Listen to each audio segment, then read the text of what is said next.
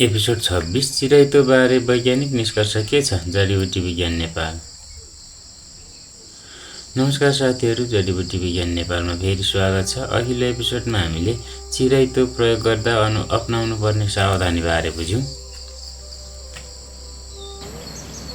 आज हामी चिराइतो बारे हालसम्मको वैज्ञानिक निष्कर्ष के छ भन्ने बुझ्नेछौँ।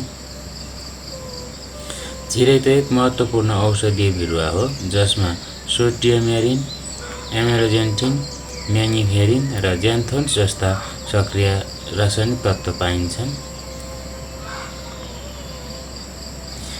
प्रयोगशाला र केही प्रारम्भिक अनुसन्धानहरूले यसको सम्भावित जैविक प्रभावबारे अध्ययन गरेका छन्।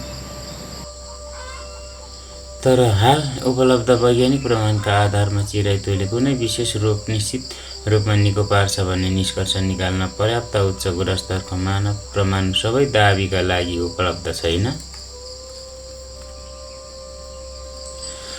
त्यसैले चिराइतोलाई चमत्कारी औषधि भनेर प्रस्तुत गर्न वैज्ञानिक रूपमा उचित हुँदैन। हाम्रो उद्देश्य परम्परागत ज्ञानको सम्मान गर्दै वैज्ञानिक प्रमाणमा आधारित सही जानकारी प्रस्तुत गर्नु हो।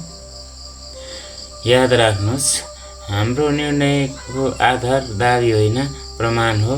अर्को एपिसोडदेखि हामी अर्को महत्त्वपूर्ण जडीबुटी गुर्जोको वैज्ञानिक अध्ययन सुरु गर्नेछौँ। धन्यवाद। फेरि भेटौँला अर्को पाठमा।